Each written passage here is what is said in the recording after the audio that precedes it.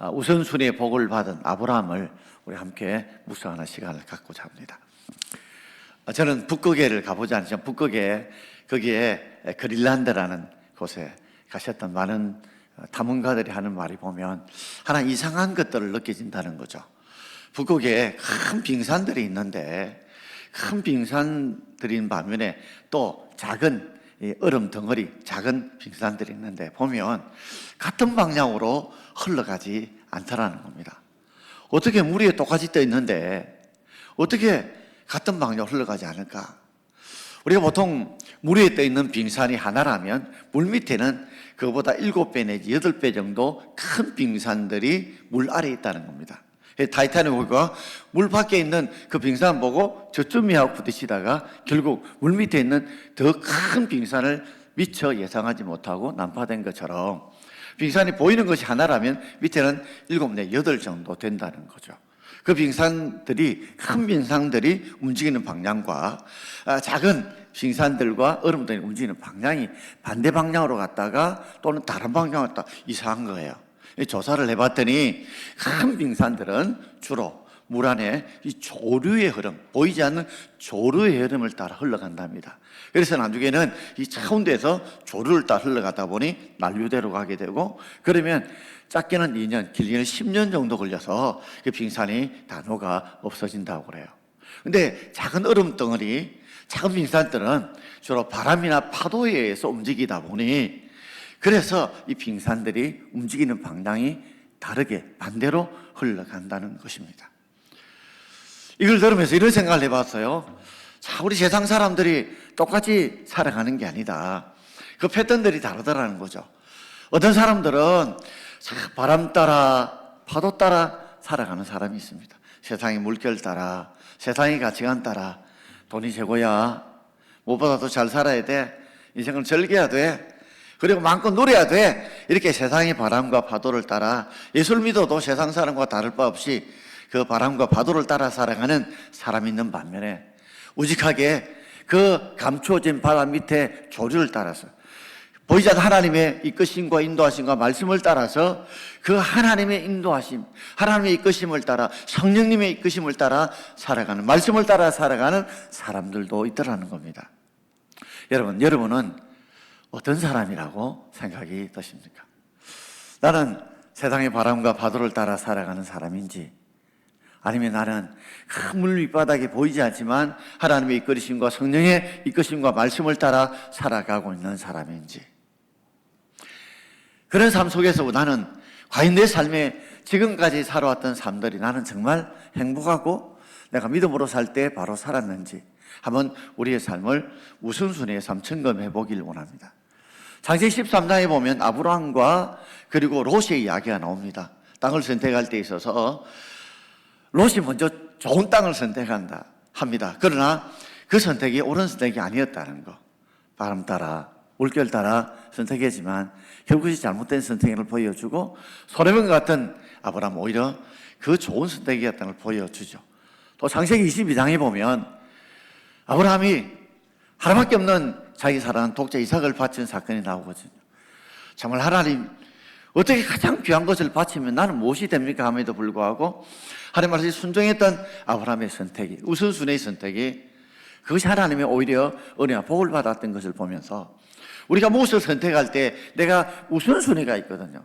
그 우선순위에 따라 선택하는데 내 우선순위는 먼저 하나님 나라와 의를 구하는 선택인지 아니면 내 의와 내 나라를 구하기 위해서 하는 선택인지를 살펴보면서 오늘 창세기 13장을 중심으로 22장을 중심으로 아브라함 우선순위의 복을 함께 나누고보고자 합니다. 자, 먼저 창세기 13장에서 첫 번째로 합평을 지키기 위해서 과감하게 그는 자신의 이익을 양보하는 아브라함의 우선순위를 볼 수 있습니다. 창세기 13장 우리 8절 말씀을 함께 읽겠습니다. 아브라함이 롯에게 이르되 우리는 한 친족이라 너나 내 목자나 서로 다투게 말자. 지금은 아직까지 아브라함이 아니고 아브라함입니다. 99세 때에 하나님께서 아브라함 이름을 아브라함으로 바꿔주시기 전이니까 아직은 아브라함입니다. 그리고 롯은 그의 조카입니다. 아브라함은 큰아들이었습니다. 그리고 동생이 둘이 있었는데 그 세 번째 동생의 아들이 롯이었습니다. 동생이 먼저 죽었습니다. 그래서 그 동생을 거두었던 사람이 큰아버지 아브라함이었습니다. 아브라함이 갈대호를 따라서 화란을 향해서 나아갈 때 그때 조카 롯을 함께 끼고 보살피고 도왔던 사람이 바로 큰아버지 아브라함이었습니다. 가랑당 가지고 왔습니다. 왔는데 제법 나올 때는 그렇게 많은 양떼들이 재산들이 없었는데도 불구하고 점점 그들의 삶의 재산들이 불게 된 겁니다. 양들이 많아지게 됩니다. 양들이 많아지다 보니까 문제가 생겼습니다. 아브라함의 양을 치는 목자들과 롯이 치는 목자들 사이에 다툼이 생겼습니다. 왜냐하면 내 양떼들을 잘 먹일 수 있는 좋은 목초지, 또 물들이 필요한데 양들은 늘 이 초지를 먹고 나면 또 옮겨야 되거든요. 그러니까 항상 좋은 초지와 물 있는 곳을 옮겨 다녀야 되는데, 그러다 보니까 이제 아브라함 목자와 롯의 목자가 싸우는 겁니다. 이 목초지는 내가 먼저 결정해서, 내가 먼저 봐서 내 것이야. 이러니까 둘이가 막 싸움이 벌어지는 겁니다. 그러니까 가난한 사람이 볼 때에 예수 믿는 사람들이 서로 싸우고 다투는 모습이 보기가 좋지 않잖아요. 그러다 보니까 과감하게 아브라함이 그럽니다. 네 목자나 내 목자나 우리 친족 아이가, 그러니 제발 다투지 말자 하면서 아브라함이 양보의 미덕을 가지고 이런 선택을 내놓게 되었습니다. 창세기 13장 우리 9절과 10절을 함께 읽어보겠습니다. 내 앞에 온 땅이 있지 아니하냐. 나를 떠나가라. 네가 좌하면 나는 우하고 네가 우하면 나는 좌하리라. 이에 롯이 눈을 들어 요단 지역을 바라본 적 소알까지 온 땅에 물이 넉넉하니 여호와께서 소돔과 고모라를 멸하시기 전이었으므로 여호와의 동산 같고 애굽 땅과 같았더라. 여러분, 우리가 밥 한 끼 먹자 이러면 요새 흐름들이 밥 한 끼 먹자는 사람이 밥 사야 되잖아요. 그러니까 요사이 밥 한 끼 먹자고 말하는 사람이 별로 없어요. 먼저 말하면 내가 밥 사야 되니까 옛날에 비해서 밥 한 끼 먹자고 하는 사람이 별로 없단 말이죠. 너나 내 먹자나 우리 한 친족인데 다투지 말자. 그럼 다투려고 합평하려고 하면 먼저 합평한 사람이 손해를 볼 수밖에 없잖아요. 그래서 큰아버지였던 아브라함이 롯의 그런 말 조카에게 네가 좌하면 내가 우하고 네가 우하면 내가 좌하겠다. 옛날 라면 선전처럼 형님 먼저 아우 먼저 하듯이 그렇게 먼저 선택권을 조카 롯에게 준 것입니다. 그럼 여러분 같으면 어떻겠습니까? 여러분 같으면 형님 먼저 아우 먼저 할 때 한 번쯤 왔다 갔다 하지 않겠습니까? 조카 롯을 지금까지 거두었고 지금까지 살게 했고 지금까지 이만큼 많은 양떼를 거리면서 부자가 되게 한 것이 바로 큰아버지의 거두어 주심이요 그늘 대심인데도 불구하고 조카 롯은 단 한 번도 양보하지 않습니다. 왔다구니 하면서 이때다 싶어가지고 그는 그 결정 속에서 자기의 우선권을 먼저 내세웁니다. 마치 지금 현대인들과 똑같습니다. 가장 약삭 빠르고 이권에 아주 영리하고 내 것을 먼저 배속을 채우는, 내 것을 먼저 우선순위하는 사람이 바로 예수를 믿는 다고 하지만 조카 롯과 같습니다. 그래서 그 아버지가 동서로 나눈다면 네가 동하면 내가 싸우고 네가 싸우면 내가 동하겠다니까 자 장관에 나누죠. 그런데 덥석 받아먹고 롯이 판단하기 위해서 어떻게 합니까? 눈을 들어봅니다. 눈을 들어보서 어느 땅이 좋은지 찾아봅니다. 요단 들으니까 넓은 평지에 소알까지 내려가는데 보니까 뭐가 넉넉하더라고요? 물이 넉넉하더라. 물이 넉넉하게 되면 그게 목초지도 풍성할 뿐만 아니고 과실수도 많으니까 이건 일거양득 아닙니까? 그 가운데 하나님 앞에 내가 어떻게 선택해야 될까요? 기도한 것도 없습니다. 큰아버지께 아버지가 먼저 선택하십시오 하고 양보한 것도 없습니다. 그는 자기 욕심 가지고 자기 이익만 내세우면서 그것도 기도하지 않고 눈을 들어서 좋은 거 찾아봤습니다. 보니까 요단들부터 소알까지 이 동쪽에 땅을 보니까 야 물이 넉넉한데 뭐와 뭐 같더라? 여호와의 동산 같고 애국같이 난리가 흐르는 것처럼 너무 좋은 땅인 겁니다. 이것이다 싶어가지고 두말할 것 없이 찝 하면서 요단 동편 들쪽의 소알까지 차지하게 됩니다. 이걸 보면 야, 참 큰아버지 아브라함 마음이 얼마나 속상했겠습니까? 한 번쯤은 양보할 만한데 그동안 키워주시고 사랑해주신 그 은혜가 너무 고맙습니다 하고 한 번쯤은 양보할 만도 한데, 그런데 이렇게 자신의 야욕과 욕심을 채우는 것은 눈을 들어보는 것을 통해서 알 수 있습니다. 그 하나님 앞에 하나님 내가 어떤 선택을 해야 될까요? 어떻게 선택을 해야 그것이 하나님이 기뻐하는 선택일까요? 기도하는 것이 없습니다. 자기 욕심대로 자기 판단대로 이것이 속에 가득 차 있었던 겁니다. 우리도 어떤 문제를 결정할 때 여러분 기도하시면서 정말 결정하십니까?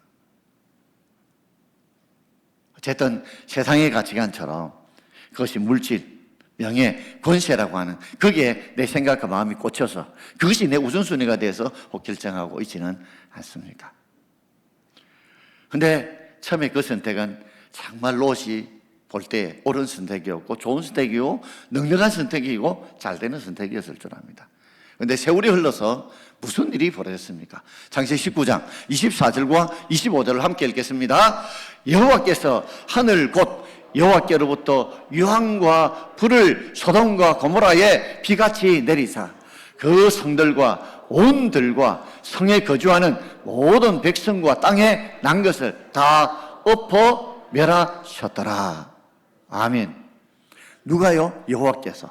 어디로부터요? 하늘로부터 무엇을요? 유황과 불을. 어디에? 소돔과 고모라 땅에. 뭐같이요? 피같이 내린 겁니다. 그동안까지는 이 요단들과 소알 땅에서 큰아버지 아브라함보다도 양떼들이 더 많이 번성했을 겁니다. 더 잘 됐을 것입니다. 그래, 내가 선택을 잘했어. 그동안 큰아버지 고맙긴 하지만 내가 더 큰 부자야, 내가 더 잘 돼서 아마 기분이 되게 좋았겠죠. 의시됐겠죠. 그런데요, 세상 일은 앞날을 알 수 없지 않습니까? 하나님이 그냥 보고 있지 않습니다.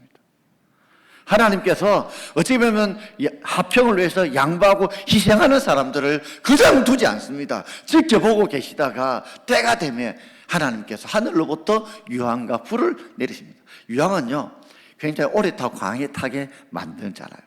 그거 내렸더니 그것이 뭐같이요? 온 소돔 땅에 뭐같이? 피같이 내린 겁니다. 그러니 거기서 하늘에 유황불이 떨어지다 보니까 모든 집들이 다 탔겠죠. 목초들이 다 탔겠죠. 양떼들 털이 얼마나 잘 탑니까?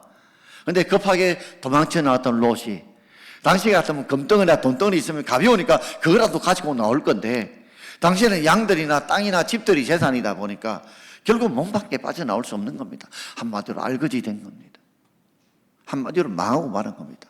그래서 하나님께서 다 엎어 멸하셨더라. 엎었다는 것은요, 다시 회복할 수 없도록 그렇게 망하게 하셨다는 겁니다. 여러분, 이 사건을 통해서 우리에게 뭘 가르쳐 줄까요?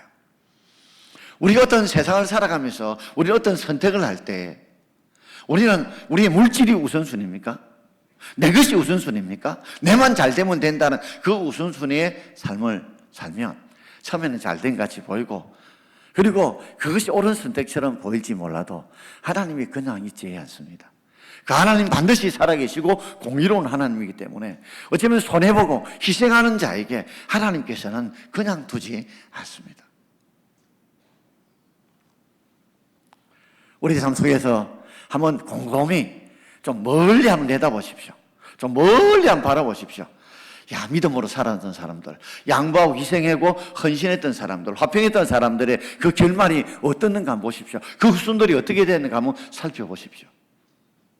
결국에는요, 약삭빠르게 내 것만 챙기고 내만 잘 되면 된다 하는 물질 중심으로 세상 중심으로 살아갔던 사람들 끝이 좋은 일을 제가 본 일이 별로 없습니다. 그런데요, 믿음으로 살고 믿음으로 결단하고 희생 헌신한 사람이 처음에는 잘못된 것 같이 보여도 나중에 되면 그 삶이 하나님이 그냥 두지 않으시고 은혜와 복을 부으시다라는 것입니다. 그런 희생을 하고 헌신했던 그 아브라함 삶은 어떻게 이루어졌을까요? 창세기 13장 18절을 우리 함께 읽어보겠습니다. 이에 아브라함이 장막을 옮겨 헤브론에 있는 마므레 상수리 숲에 이르러 가하며 거기서 여호와를 위하여 단을 쌓았더라. 자, 양보를 하고 희생을 하고 돌아왔습니다. 돌아오면서 그의 마음속에 억울함, 답답함, 분노 이것이 아니었습니다. 원망이 아니었습니다. 그는 장막을 옮겨 헤브론에 있는 마므리 상수풀에 와서 거기서 자기를 위하여 단을 쌓지 않았습니다. 누구를 위하여? 여호와를 위하여 제단을 쌓고 하나님께 예배를 드리고 제물을 드렸습니다. 여호와를 위하여. 어쩌면 눈앞에 있는 이익을 놓칠지는 몰라도 지금까지 살아온 게 하나님의 은혜입니다. 하나님의 도움이었습니다. 하나님이 사랑해 주셨습니다. 그것만으로 나는 감사합니다.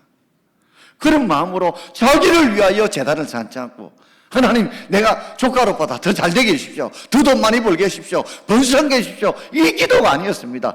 하나님을 위하여 지금까지 도우신 하나님, 함께 하신 하나님, 은혜 베푸신 하나님, 그래도 양보하여서 다투지 않게 하신 그 하나님 앞에 여호와를 위하여 제단을 쌓고 예배를 드렸습니다.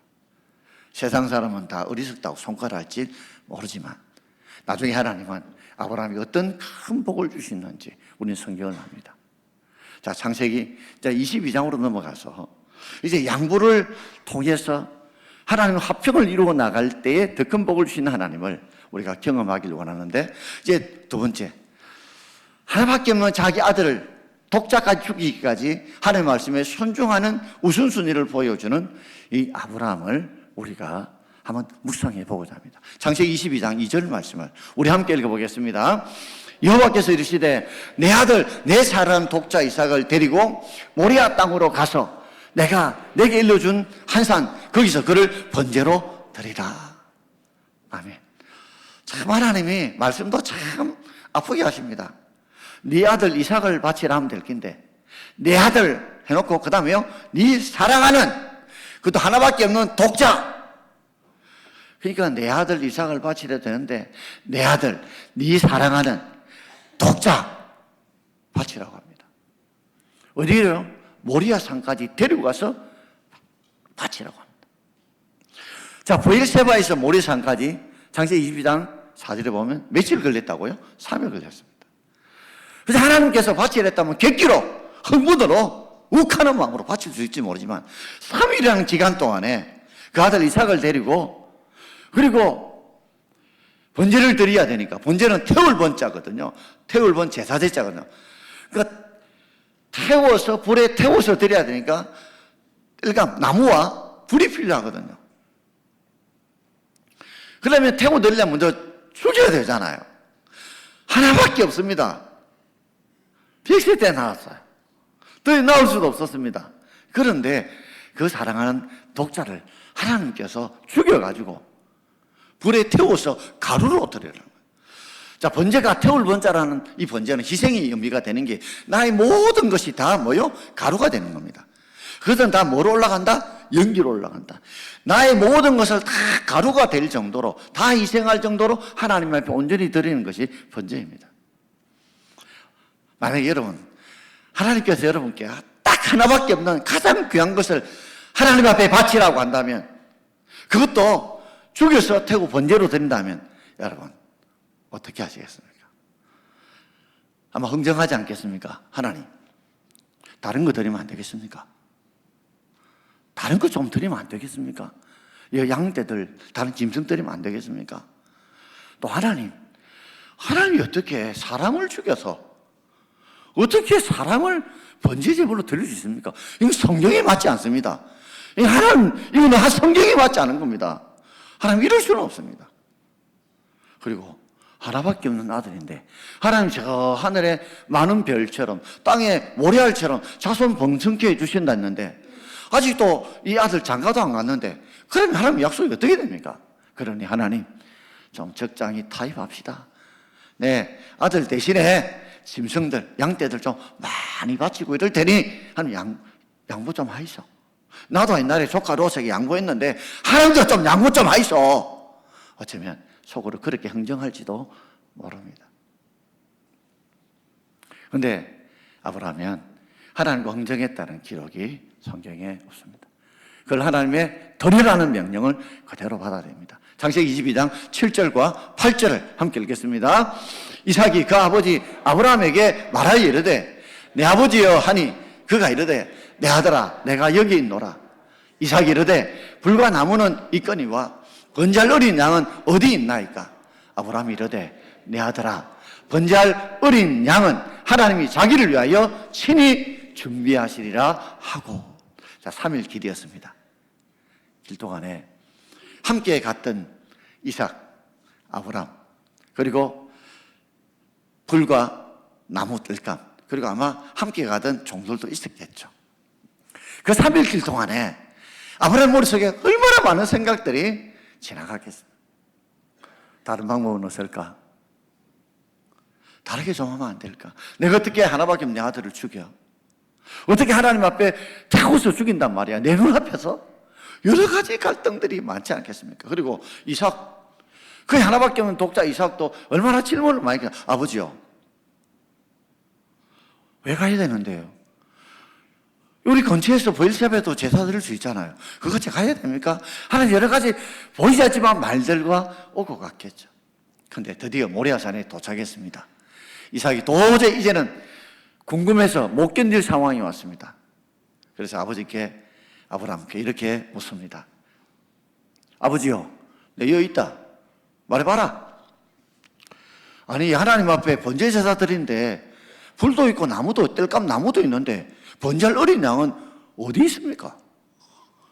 혹시 아버지요, 번잘 어린 양을 깜빡하고 못 감고 다닙니까? 혹시 아버지 못 감고 다닙니까? 이런 마음으로 물었을 거예요. 왜? 막상 번잘로 보니까 나무도 가고 불도 가고 번잘 어린 양을 안 구웠거든요. 그러면 이삭의 생각이 이렇게 했죠. 아, 맞다! 깜빡했네! 이럴 줄 알았는데 아브라함이 아주 태연하게, 아주 무게 있게 진중하게 이렇게 말합니다. 내 아들아, 내 아들아, 번잘 어린 양은 하나님이 친히 자기를 위하여 준비하시리라. 할렐루야. 확실히 넘치게 해야 합니다. 놀람과 당황이 아닙니다. 번잘 어린 양은 하나님이 누구를 위하여요? 우리 위한 것 아닙니다. 하나님을 위하여, 하나님의 영광을 위하여 하나님이 친히 준비하실 거다. 근데 지금 준비됐습니까? 준비 안 됐습니다. 친이라는 건 직접 준비한다는 말은 공급하신다, 책임지신다는 말이죠. 어떻게 이런 말을 할 수 있을까요? 어떻게 이런 말을, 이 믿음의 말을 내뱉을 수 있을까요? 우리 이렇게 추측해 볼 수 있습니다. 그는 75세 때 자녀가 없을 때 하나님께서 저 하늘에 저 많은 별들을 봐라, 땅에 모래알 봐라, 네 자손을 번성케 하겠다 했는데 하나님 75세 약속 주시놓고 10년 동안 그에게 자식을 주지 않았습니다. 믿는다 하면서 결단하고 갈대아우를 떠나서 가나안까지 왔는데 10년이 지나도 하나님은 약속을 지키지 않은 겁니다. 그래서 아브라함이 머리를 굴린 거죠. 그래서 사라의 여종이었던 하갈을 취해서 이스마엘을 낳았어요. 야, 자식 못 낳았던 게 바로 사례 때문이었구나. 아, 하나님이 내 씨를 통해서 이스마엘을 통해 주시구나. 하나님이 노하셨습니다. 그때가 86기였습니다. 그리고 하나님께서 창세기 16장에 마무리 지으면서 13년 동안 99세 될 때까지 하나님 아브라함을 만나주지 않았습니다. 영적인 암흑기였습니다. 그리고 99세에 전능하신 하나님이 다시 나타나셨습니다.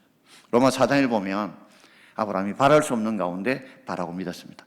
이제는 아브라함도 자식 낳을 능력이 안 되고 이미 사라는 자식을 못 낳고 그런 가운데 바랄 수 없는 가운데 바라고 믿을 수 없는 가운데 믿었습니다. 14년 암흑기를 통해서 그는 철저하게 자신의 잘못과 자신의 부족을 철저히 회개했고 그래서 바랄 수 없는 가 바라고 믿을 수 없는 가 믿을 때 이삭은 아브라함의 씨도 아니고 사라의 씨도 아니고 하나님의 씨입니다. 그래서 우리가 믿음의 자손이 되는 것이 이삭의 후손이 된다고 말하는 이유가 바로 하나님의 능력으로 우리가 하나님의 자녀가 될 줄 믿습니다. 육신의 씨로 우리가 하나님의 자녀가 되는 것이 아니라는 말이죠. 이미 체험했잖아요. 이미 내 몸에 죽은 것 같은데 하나님 죽은 걸 살리심으로 하나님께서 이삭을 주셨듯이 분명히 하나님께서 없는 것을 있게 만드실 것이다. 지금 번제할 어린양이 없지만 하나님은 언약의 약속대로 반드시 이루신 분이니까 없는 것도 있게 할 거다. 죽은 걸 살리신 하나님이 없는 것도 있게 할 것이다 믿고, 하나님이 언약을 지킬 걸 믿고 친히 하나님이 자신이 하신 말씀을 책임지실 것이다, 공급하실 것이다 믿고 고백을 한 것이죠. 그는 가감하게 이삭을 바치게 됩니다. 12절 말씀, 창세기 22장 12절 말씀 함께 읽겠습니다. 사다가 이르시되 그 아이에게 내 손을 대지 말라, 그에게 아무 일도 하지 말라. 내가 내 아들 내 독자라도 내게 아끼지 아니하였으니 내가 이제야 네가 하나님을 경외하는 줄을 아노라. 아멘. 그래서 아브라함이 아들 죽이려고 묶어놓고 칼을 내리치는데 하나님이 멈춰라 멈춰라 손대지 말라고 두 번 급격하게 말씀하시면서 네가 네 아들 독자까지도 그것까지도 아끼지 않았다, 기쁘게 헌신했다. 내가 이제야 지금에야 네가 하나님을 경외하는 줄 아노라. 하나님 오늘도 우리를 달아보십니다. 종종 하나님께서 왜 이삭을 바치려 했을까 이해가 안 됩니다. 우리는 자꾸만 이해가 안 되면 이해시켜 달라고 하지만 하나님은 이해시켜 주지 않습니다. 용납이 안 돼 용납해라고 우리에게 명령하십니다. 하나님은 진짜 네가 나를 경외하는지, 경외한다는 하늘 공경하고 두려워하는데 쉬운 표현으로 우리 하나님 앞에 순종하는 겁니다. 순종하는 겁니다. 가장 귀한 것까지도 아낌없이 드릴 수 있는 만큼 순종할 수 있느냐, 그걸 하나님이 보시기 위해서 이삭을 이용한 겁니다. 이삭을 순종의 도구로 사용하신 겁니다. 오늘 하나님 우리에게 병을 주시기도 하고 물질을 앗아가기도 하고 심지어 어떤 때는 내 생명도 내 자녀도 흔들흔들 하게 될 때도 있습니다. 그러나 그것이 우리가 믿음으로 살아갈 때 그런 고난과 역경과 시험이 온다면 어쩌면 하나님이 진짜 네가 나를 경외하는지 내 보고 싶다, 확인하고 싶다는 하나님의 순종의 시험일 수 있습니다. 그가 이렇게 고백했을 때에 하나님이 얼마나 기쁘냐, 네가 이제야 나를 경외하는 줄 알았다. 오늘 하나님은 이 음성을 듣기를 우리에게 원하지 않겠습니까? 그때 하나님이 어떤 역사를 베풀어 주시나요? 13절과 14절, 창세기 22장 13절과 14절 우리 한 목소리로 크게 읽겠습니다. 아브라함이 눈을 들어 살펴본 적 한 수양이 뒤에 있는데 뿔이 숯불에 걸려 있는지라. 아브라함이 가서 그 수양을 가져다가 아들을 대신하여 번제로 드렸더라. 아브라함이 그 땅 이름을 여호와 이레라 하였으므로 오늘날까지 사람들이 이르기를 여호와의 산에서 준비되리라 하더라. 아멘. 아니, 아브라함이 눈을 들어보니까 아까까지 안 보였던 수양이 보입니다. 수양 뿔이 있잖아요. 뿔이 나무에 걸려서 오도 가도 못하는 겁니다. 아니, 그 전까지는 아무리 들어봐도 안 보였는데. 그래서 번제할려리랑을 하나님이 자기를 위하여 친히 준비하시리라, 자기를 위하여 친히 준비하시라는 약속대로 하나님이 친히 준비하고 계신 겁니다. 근데 순종하지 않으면 하나님이 친히 준비하신 걸 우리는 체험하지 못하고 살아갑니다. 숯불대에 수양이 있어도 보지 못하고 우리가 체험하지 못하고 살아갈 수 있다는 말이죠. 그래서 신앙은 결단하는 자에게 결단의 복이 있습니다. 순종하는 자에게 순종의 은혜와 복이 있습니다. 그리고 그는 그 장소 이름을 여호와 이레라고 불렀습니다. 이레라는 말은 여호와가 준비하신다. 자신의 신앙 고백처럼 여호와가 친히 자기를 위하여 준비하신다. 왜요? 하나님이 약속하셨던, 언약하셨던 그대로 하나님이 이루시기 때문에 그렇습니다. 그리고 하나님이 비로소 창세기 22장에서 하나님이 진짜 복을 그에게 부어주십니다. 자, 마지막으로 우리 창세기 22장 16절부터 18절까지 우리 함께 큰 목소리 읽겠습니다. 이르시되 여호와께서 이르시기를 내가 나를 가리켜 맹세하노니 내가 이같이 행하여 내 아들 내 독자도 아끼지 아니하였은즉 내가 내게 큰 복을 주고 내 씨가 크게 번성하여 하늘의 별과 같고 바닷가의 모래와 같게 하리니 내 씨가 그들에게 성문을 차지하리라. 또 내 씨로 말미암아 천하 만민이 복을 받으리니 이는 네가 나의 말을 준행하였음이니라 하셨다 하니라. 할렐루야. 하나님이 약속하신 그 복을 지금에서 금고문을 확 여십니다. 그리고 하늘의 복을 부어주시는데, 내가 내게 큰 복을 주겠다 할 때 앞에 하는 말이 있습니다. 네가 이같이 행하여 내 아들 내 독자까지도 아끼지 아니하였기 때문에 나도 아끼지 않고 내게 큰 복을 주겠다는 거죠. 어쩌면 우리가 큰 복을 못 받는 이유 중에 하나가 하나님 말씀에 아끼지 않고 드리지 못했던, 어쨌든 막 저울질하고 잣대질하는 그런 모습 때문에 받지 못했다면 2026년에는 죽으면 죽으라는 각오를 가지고 한번 희생하고 헌신해 보시면 어떨까요? 그러면서 그 큰 복을 이렇게 말합니다. 넷이 이삭으로 말미암아 바쳤던 그 이삭 넷이로 말미암아 네가 번성하여 하늘의 별과 바다의 모래까지 하는 자손이 번성하는 복을. 그래서 나중에는 야곱을 통해 12지파가 되고 가나안 땅을 200만이 넘는 사람이 되어서 그 엄청난 자손이 번성하는 복을 받죠. 두 번째 보십시오. 네가 바쳤던 네 씨가 그 대적의 성문을 차지하리라. 이 대적의 성문이 어딜까요? 바로 가나안 땅. 전쟁에서 승리하는 대적의 성문을 차지하는 네 씨, 네가 바쳤던 그 씨 때문에 하나님 대적의 성문을 차지하는 복을 네가 받을 것이다. 세 번째, 또 네 씨, 네가 바쳤던 이삭의 그 씨로 말미암아 천하 만민이 복을 받는다. 천하 만민이 복을 받는 게 바로 예수 그리스도를 통해서 천하 만민이 예수를 구주로 믿는 복을 받는 거죠. 그를 한 번 더 끝에 말하고 있어. 이는 네가 나의 말을 뭐 했기 때문에? 준행했기 때문에. 믿음으로는 구원받지만 복은 준행함으로 받습니다. 복은 준행함으로 받습니다. 순종함으로 받는다는 거죠.